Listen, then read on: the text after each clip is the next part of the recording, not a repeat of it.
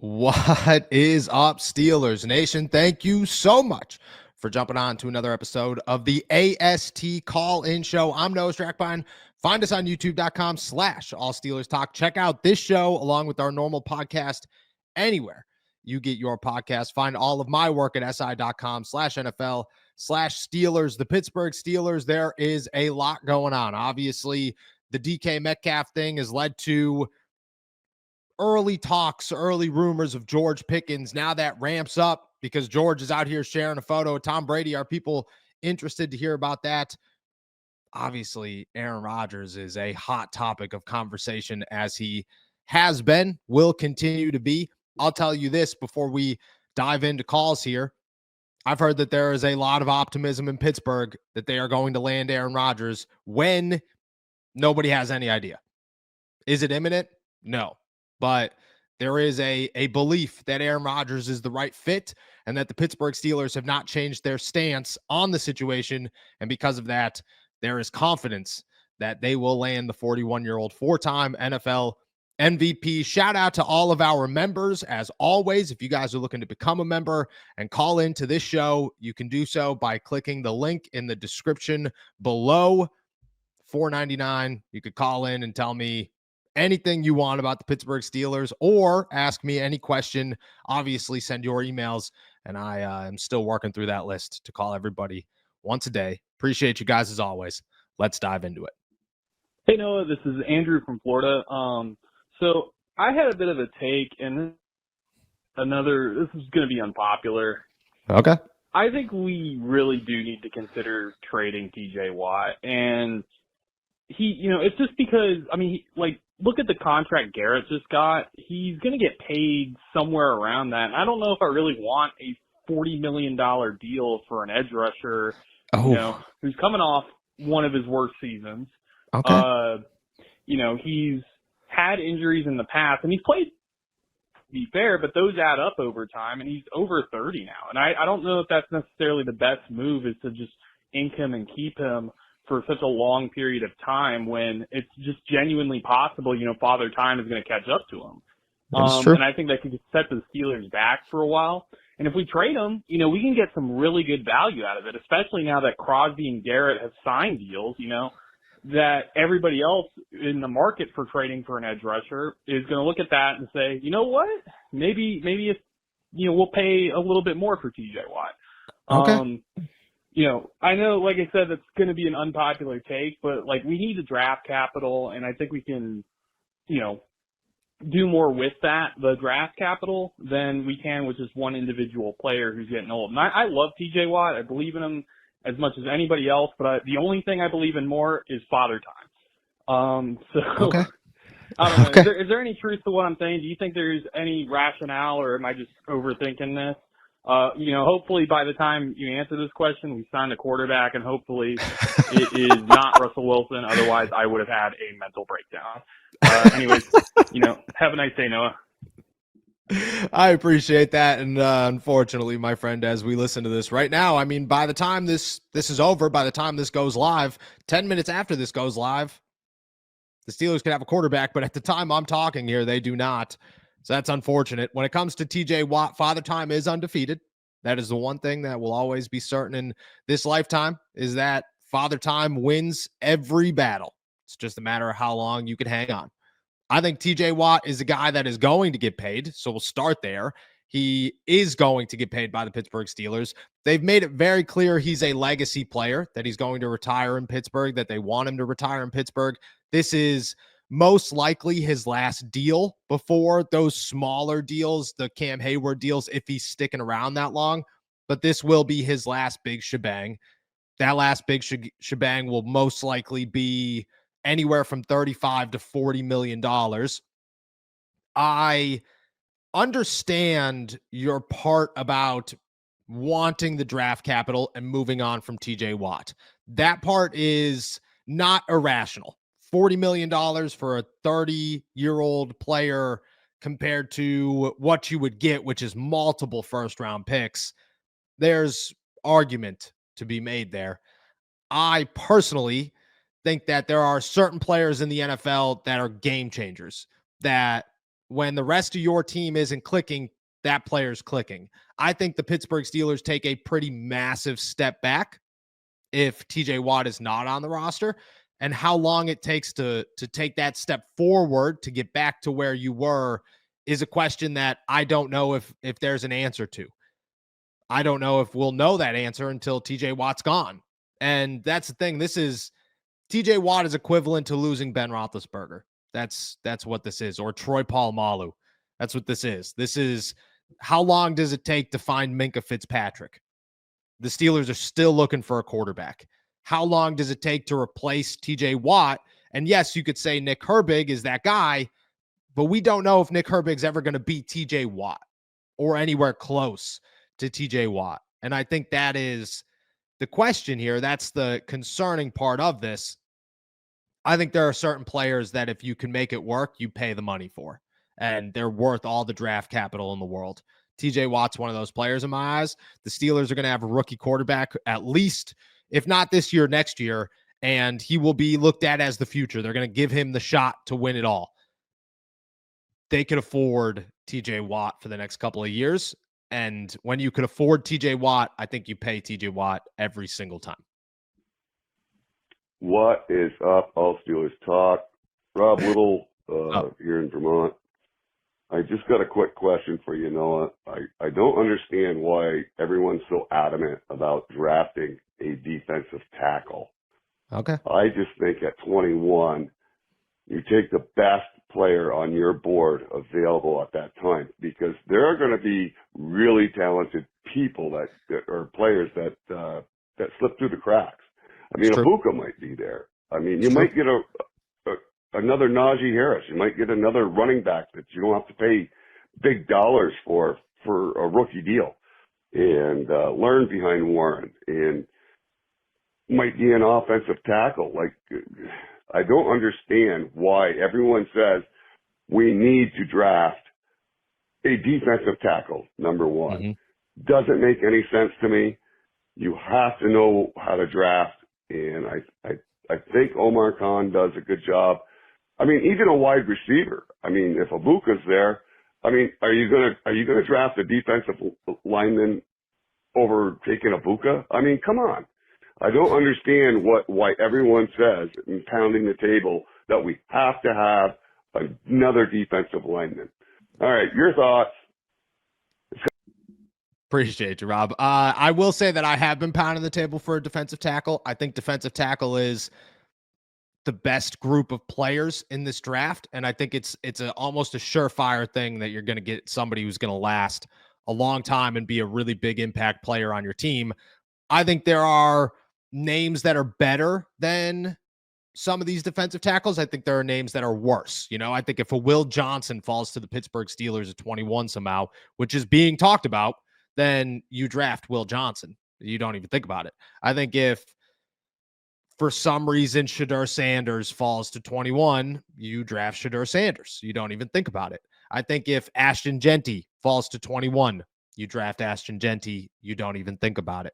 But I do think there are names, and Ibuka could be one of them. I would say Ibuka and Kenneth Grant, Walter Nolan are in the same kind of area in my eyes. They're all, if you put a big board in front of me, I don't think they'd be separated by more than a piece or two or a place or two on a big board. So I think when it comes in terms of like best player available, there are defensive tackles who will most likely be the best player available at 21. I mean, I think Emeka Ibuka is fantastic, but I also think Kenneth Grant's fantastic. I also think Walter Nolan's fantastic. I think Derek Harmon is fantastic.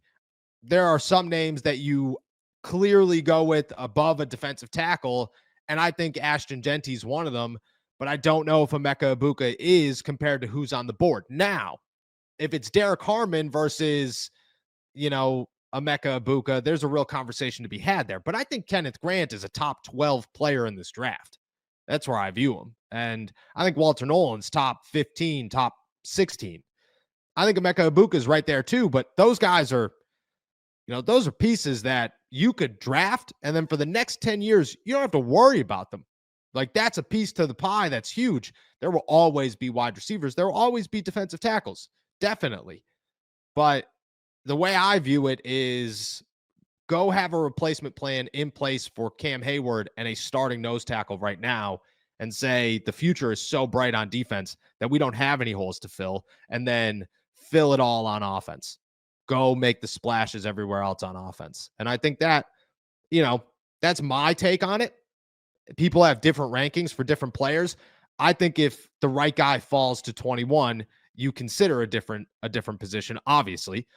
But I don't know if Kenneth Grant and Walter Nolan are low enough on my list where they wouldn't be the top player available at 21. What is up, Nick and Noah? This is the one and only Egyptian Roughneck coming at you. Yes, sir. First time caller. Glad to be part of the show. Just on the call and just pretty much to say, we're seeing with all the signings that Pittsburgh's been doing this year, is it safe to say that maybe this whole Aaron Rodgers thing is just the smoke screen to really hide what the Steelers are up to? Given all the signings they've done on defense so far, which I'm really starting to like it, man.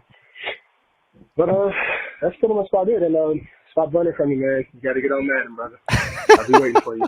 Peace. I appreciate you. You are probably double my size, so I'm just going to keep hiding. That's what I'm going to do. When it comes to the conspiracy theory, this is a good one. I like the question a lot, to be honest.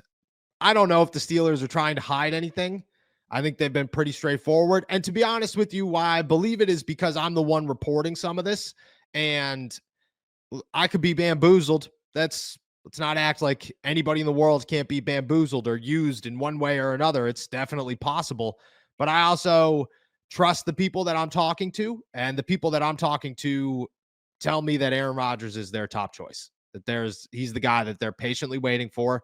Now, I think there's a very strong and growing belief a quarterback at 21 or in the third round that is looked at as the future starter is a real possibility for the Pittsburgh Steelers, is a name that names that everybody should be watching at this point. And I think that part of the plan, they're not discussing as much simply because they don't know who that guy is. They also don't want to put added pressure on other teams. If their guy is Jackson Dart at 21, they don't want to show that hand too aggressively and let the Raiders or the Giants or whoever, the Saints, look at it and say, we need a quarterback too. We're going to draft a quarterback. Jackson Dart has interest behind us, so we might as well take him here. I think they could be hiding their hand in that way. I don't think this is a conspiracy theory, but I like where you're going with it.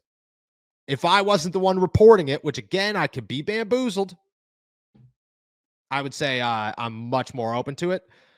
But unless I'm getting lied to, I'm pretty confident Aaron Rodgers is their guy. Hello, all Steelers talk. Rob Little again. Yes, sir. Just a really quick one, Noah.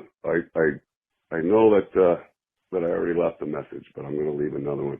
Hey, you leave them all. Anybody can leave all the messages they want. On a mock draft that the New Orleans Saints have the 41 pick and the 50 pick.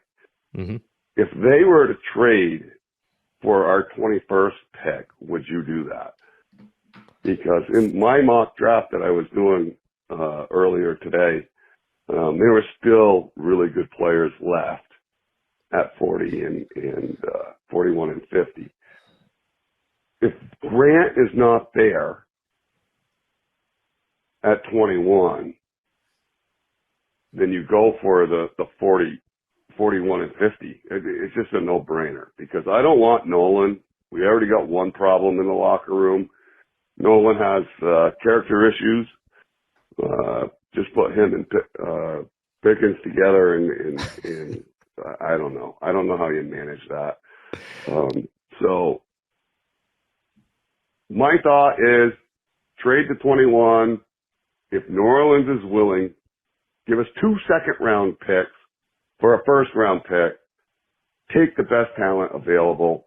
You got a pretty deep defensive tackle line anyways. And if you're not getting Grant, which he's going to be gone, I agree. then what are we doing? We're just trying to put our finger in the dike. I don't understand why you think that we have to have a defensive tackle. There's good running backs that are going to be out there. There's good wide receivers that are going to be out there. So you can get even a left tackle. I mean, Dan Moore made $20,000 at $20 million a year. They're pretty valuable. I'd rather go offensive tackle than defensive tackle because they're costing so much money, and you gotta start having a good rotation on the offensive line. And we didn't have a good offensive line last year because everyone went down. Everyone was hurt. So you need depth on the offensive line. I don't know. Your thoughts? I just think New Orleans would do it if they want a player and it's there at 21. I would trade it. If Grant's gone, I would trade it for the 41st and 50th. Your thoughts? All right. We'll start with the Saints stuff. I think 41 and 50. This is exactly the conversation that we were having. With the last question, it times out perfectly. So shout out to you, Rob. Jackson Dart could be there, and the Pittsburgh Steelers could say, we like Jalen Milroe, we like Will Howard, we like Quinn Ewers, we like Tyler Shuck, but the Saints want Jackson Dart. So they're willing to give up everything for Jackson Dart. They're willing to make that move. I think that makes sense. I'm okay with moving back.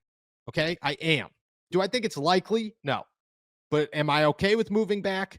Yes, simply because I see the value, like you're saying, where there are certain guys I'm not passing up on, and there are a group of guys that I'm okay with passing up on for later guys, for more assets, for other positions. Because if you move out of the first round and you get 2 second-round picks, you could get the running back of your choice. You could get a quarterback in the second round where you've set up yourself with, okay, instead of a quarterback in the first round and nothing in the second round, and then a third round defensive tackle or a third round running back or whatever, you've set yourself up with a second round running back, a second round quarterback, and now you go into the third round and you have options.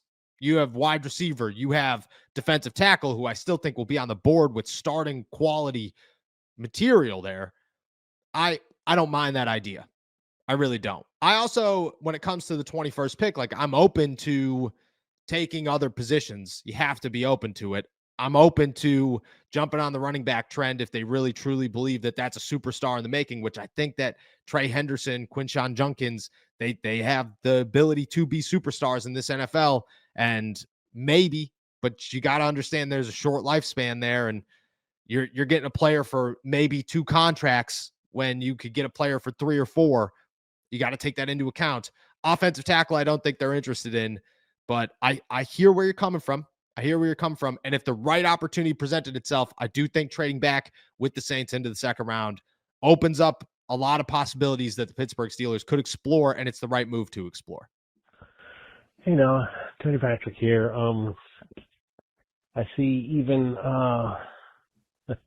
Hayward isn't happy with getting a 41-year-old I knew that was quarterback in Aaron Rodgers. Mm-hmm. My opinion is I think Tomlin and the front office really dropped the ball 2 years in a row. Last year, we didn't get a wide receiver. Yeah. This year, we don't have a quarterback. I think right now, Pittsburgh is set up to do worse in the draft than before we got DK Metcalf. Now, I love getting DK Metcalf, don't get me wrong, but I think we're in a worse position now than before we got him. We still need a quarterback. We still need a defensive line. We still need running back. And now we're losing out on a draft pick in the second round. Unless we trade Pickens to get a second back in the second round. I don't know. What's your opinion? I just think we're in a worse situation. I think they dropped the ball. Oh, and as for play, bench, or cut, I got Derek Thomas, Lawrence Taylor, or TJ Watt. Figure that one out. Have a good one. Bye. All right. Play, cut, bench. Play, bench, cut. You got to go. I mean, Lawrence Taylor is the easiest answer there is in the book ever of all time. He's the greatest football player ever. I'm sorry. I will always say he's the greatest football player to ever play, hands down. You Tom Brady, doesn't matter. Barry again, it's Lawrence Taylor. He's the greatest football player ever. You start him 100 times out of 100 times, no questions asked. Doesn't matter who's there. Bench. Oh, man. I think you got to go Derek Thomas out of respect here. Just out of pure respect, I think you go Derek Thomas, and then you cut TJ Watt, which it hurts my soul a little bit to say that, because I think TJ is entering that little level there, or is in that level there. But I mean, Derek, out of pure respect, and just the fact that I grew up loving Derek Thomas, man, I think I'm going Derek Thomas. When it comes to the Steelers dropping the ball, they did. There are no questions to be asked. The Steelers dropped the ball. They overreacted by adding DK Metcalf, but they overreacted a year late. Why? What is that happening? Now, next year, you're going to overreact again and get a quarterback? At least that one might work out in your favor. I think DK has an argument to be made that it was a move that solidifies the wide receiver room and allows them to have options when they didn't have options. I also think that if you had to guess, George Pickens is not on the roster in week 1, and his most valuable time for the Steelers is the NFL draft, but maybe his most valuable time for the rest of the NFL is after the NFL draft, where you get a draft pick next year, which again isn't great, but I don't expect him to be on the board, and I expect the Steelers to have to replace him some way or another. They did drop the ball. I don't think that they had the right options to not drop the ball. That has to be brought in here. Like, when it comes to a quarterback, you didn't have the right options. You're looking for the right options. You, I believe, fully understand, the Steelers, that is, that they have to go with a rookie this year or next year, and they have to stop this quarterback carousel madness. They just have to figure it out. I think that's there. So they're dropping the ball, but they have a game plan that should work. Hopefully, that could work. We'll say could work. But I agree with you. I think they dropped the ball. I think they're in a much worse spot than they thought that they would be. And to be even more honest with you, I think that they overreacted. And while they didn't make things worse, I don't necessarily think that they helped themselves in DK Metcalf. And their moves make no sense, because why did you go get Darius Slay on a 1-year deal instead of going with the younger option and spending a boatload of money? Why are you chasing? I mean, Aaron Rodgers makes sense at this point, but I don't know. Justin Fields made way more sense to figure out that situation. And to be honest with you, when you dropped the ball was a year ago, because you should have just picked up his option and said, we get one more chance to see if we can win with you before we sign you to a bigger deal. I think that's where they dropped the ball the first time, and it just seems to be a rolling snowball effect for the Steelers. Good morning, Nick and Noah. This is Michael from San Antonio. Yes, sir. I got a question. If the Steelers lose out on both Aaron Rodgers and Russell Wilson, and what would their backup plan be? I would not be opposed of Mason Rudolph coming back and then drafting a quarterback in the 3rd round, and then waiting for next year to get their quarterback in the 1st round. Your thoughts on that? Thank you. Have a great. All right, so probably missed this one from last week, so I apologize. Mason Rudolph is back, which means that you are spot on. I think their backup to the backup plan is Mason Rudolph with a rookie. I think Russ is still on the table. I believe a name like maybe Jameis Winston is still on the table. I think a name like maybe Joe Flacco is still on the table, but I think that they are well aware that the fan base would just lose their mind. They'd be so pissed off. I think their best bet, and the one that in their eyes gives them the most potential, is Mason Rudolph with a rookie that they believe could start. I don't know who that rookie is. Jalen Milroe, Will Howard, Jackson Dart, Tyler Shuck, Quinn Ewers, all on the Steelers' radar. Where they get them, I don't know. I mean, they just had dinner last night with Jalen Milroe before his Alabama Pro Day. You got to think, okay, they go out to dinner quite often with the guys that they draft, and this year it's the quarterback class. That is something to keep an eye on for sure. I think that's a backup plan. And I think, to be honest with you, I think that's where they're headed if Aaron Rodgers doesn't get signed, is a rookie that can compete to start, and Mason Rudolph, hopefully, as their backup. At least that's the way they see it. What is up, all Steelers talk? Hope you guys are having a good day. You know it. You Nick, down in the Berg over in the DMV. Hope you guys are doing well. It's a cold, sunny day out here in Southern California. Your resident SoCal Steelers fan, Carson, here. Wanted to let you guys know that I appreciate all the information you guys hand out. Yes, sir. As a guy from Southern California, I don't get a lot of good Steelers information. So I appreciate all that you guys do. Yes, sir. I do have a question, a statement also. First things first, I was a big fan of Justin Fields. I didn't think that Justin Fields was going to win us a Super Bowl, but I definitely thought that he would actually be super beneficial to us to grow. And I kind of hope that he signed with us. I know sadly we're out of that running, but it kind of hurt to lose him. With this whole Aaron Rodgers thing, I'm not a big fan. Just personally, after, everything that Mike Tomlin has said about wanting a mobile quarterback and wanting to, that's like kind of the way of the future, so to speak. Kind of doesn't make a lot of sense to go for a guy like Aaron Rodgers. I understand, Agreed.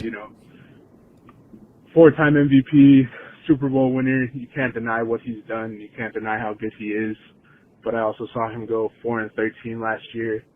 And, obviously it's the Jets organization, which isn't technically the best. Don't want to disrespect any type of organization, but it's not realistically the best organization in a whole. But I just, seeing Aaron Rodgers last year, it just doesn't give me a lot of confidence.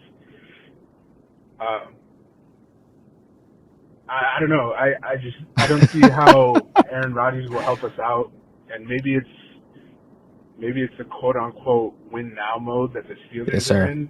I just don't see how that's beneficial as a whole, because during the time when Ben was here, he made the decision to not want to help out a rookie quarterback behind him.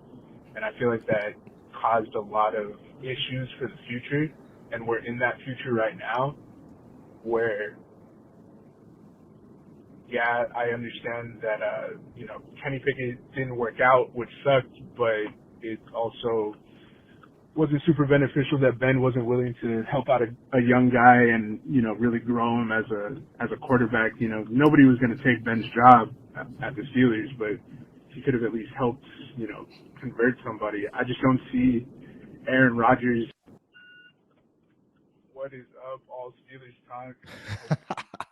All right, call got cut off, but I appreciate you. First off, I hope it's warm. You say it's chilly and 75. That's a beautiful day here in the Berg. I think it's like 40 degrees outside right now, and I'm in shorts. So appreciate you. We'll start with Ben, because that's a good place to start. Is when it comes to, and I'll acknowledge this straight up. Justin Fields went to the Jets, and I wish him nothing but the best. I thought Justin was a good dude. I thought he was the best option for the Pittsburgh Steelers this offseason. I viewed him as a lottery ticket. I was very much so pounding the table saying, dude, please, it makes too much sense. Sign Justin Fields. The Steelers never listen to me. It's ridiculous. I wish they did. The Jets, in my eyes, are not a good organization, and their track record proves just that. When it comes to Ben, it's not the Mason Rudolph thing, okay? It's the Jalen Hurts thing. It's the Steelers couldn't even consider drafting that guy because they knew Ben was going to ruin them. That's where it becomes an issue with the Ben thing, is not you didn't help develop Mason Rudolph. It's you made it very clear that the Steelers couldn't go out and draft a good quarterback when all these good quarterbacks were coming in. And the Steelers essentially missed out on Jalen Hurts and Lamar Jackson because they were afraid of what Ben was going to do if they drafted Lamar Jackson and Jalen Hurts. It goes both ways. They should have told him to suck it up and to grow up and to be that guy and to finish your career off by being a mentor, but he wasn't going to do that. When it comes to where they are now, Rodgers is win now mode, but I also think Rodgers, I look at the Steelers as this. They want to win a Super Bowl in 2025. They're going to try to win a Super Bowl in 2025. Are they going to do it? Probably not, but they're going to try. That's why Aaron Rodgers is coming to the Steelers, most likely. And next year they view it as we're willing to just give it all away to go get a quarterback. Give everything away. We're making the move. Devin Bush, we're going to get him. Whoever the quarterback is at 6, we're going to get him. Or 4, we're going to get him. That's what they're going to do next season. That's how I view it. Or they're going to draft one in the 3rd round. But either way, Aaron Rodgers is win the Super Bowl now. Next quarterback is win the Super Bowl for the next 5 years. And that's what they're looking at this as. I think it's a plan that actually works. But at the same time, I understand that, everybody needs a bad year. The Steelers certainly need a bad year. They're never going to. So you have to kind of view it as okay, what's the alternative and how good can it get? That's where the Steelers are with Aaron Rodgers, possibly winning now and then doing everything they can to go get a quarterback next year. And I promise you, if they don't draft one this year that they're confident in, they will make a move next year to go get somebody big. What is up, all Steelers talk? My bad, I think my message was too long. But yeah, I'm just in a position Still where going. I feel like Aaron Rodgers is super beneficial for us. I know Yes. that, this quarterback class isn't great, but I'd really like to pick up a guy in this quarterback class. I just feel like it would be more beneficial for the future at least. And then maybe if you have to go back to it next year, you can. Mm-hmm. Obviously, I know we need a defensive line help in the 1st round this year.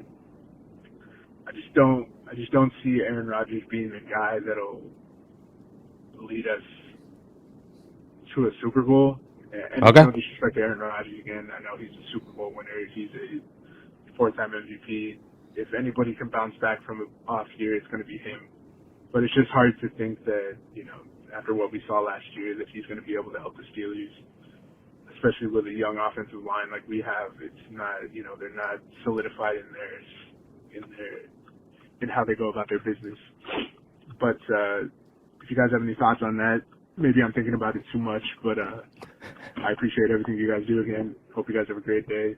All right, ready? All right, so I'll add on to this with the quarterbacks in the 3rd round or the 1st round. If I had to list the quarterbacks in order of likeliness to land in Pittsburgh in the NFL draft, I'll do it this way. Jackson Dart is number 1. I think he remains number 1. Number 2 is Jalen Milroe. I think the Steelers are very fascinated with the Jalen Milroe. You could go back months, and I've been saying the Steelers are very fascinated with the Jalen Milroe. I just view them as, they're interested. They are interested in a Jalen Milroe. Number 3 would be Will Howard. I think he's a sleeper on their board. Number 4 is Tyler Shuck, and number 5 is Quinn Ewers. That's my list. In order, 1 to 5 of who I think the Steelers have priority-wise in the NFL draft at quarterback. Hello, Noah. This is Almost All-Star with a question. I hope this is right. Anyway, shout out to Nick. I love the clean-shaven look. And I agree with Nick. I don't think the Steelers are a premier destination for free agents anymore. Okay. They're starting to have a smell of second-tier organization. Not a full-throated smell yet, but there's a whiff of it here. But my question has to do with Justin Fields, and there's reporting that they were only wanting to pay him $15 million a year for 2 years. Mm-hmm. That's almost, not quite, but almost backup money. I get the sense that their words of wanting him to be the future and all in on Justin are not supported by their actions. I also got the feeling that there's a big break in the Steelers organization that I get the feeling there's too many voices or too many vetoes, and so we get situations like Brandon Ayuk and Justin Fields. And I don't know, but I think we could have got some more impactful free agents this year than what we did. So if you could give me some indication on what the Steelers' offer was for Justin Fields and whether or not you think that the management part of the Steelers has some big breaks in it that they need to sit down and reassess or get a consultant or something. Thanks much. Bye-bye. All right. Appreciate you. Let's talk Justin Fields. The offer that I have been told is roughly around what that is. Less than the Jets, but not significantly less than what the Jets offered. The difference is twofold. The Jets offered way more guaranteed money, and they have void years, which is so complicated and confusing that it makes no sense to me, because they essentially are paying Justin 2 years, $40 million, but also 2 void years after that, which means that he's getting paid. Again, it doesn't make any sense to me. None of it makes any sense to me. The salary cap is real, but it is wild. I thought Justin Fields was worth $20 million a year. That's what I thought Justin Fields was worth for a lottery ticket. Now, I don't think they were going to get close to the Jets. I think the Jets were still going to walk away with them. And I don't think that $30 million guaranteed is a number that I felt good giving to Justin Fields. Just didn't. I think that you start guaranteeing him money in the second year, you look at it as a long-term investment. And I don't think the Steelers should have looked at anybody as a long-term investment just to try out. This had to be Justin Fields' tryout year. The Jets are looking at him as a long-term investment. That's awesome. You could do that. And I think that he's a lottery ticket that if it hits, massive. But the Steelers have been playing this game for too long. They now need to find something young, efficient, and a long-term solution. I don't know if Justin Fields is that. And while I hope he would be, and I hope he turns out to be in New York, I understand where the Steelers came from in terms of that's too big of a risk. We're putting ourselves in a spot we don't want to be in. We have to kind of stand our ground. I kind of understood that one. I agreed with them on it. I think that in management, the Steelers don't really have that many voices. And I truly believe that it's just those who are making the decisions haven't always made the right decisions.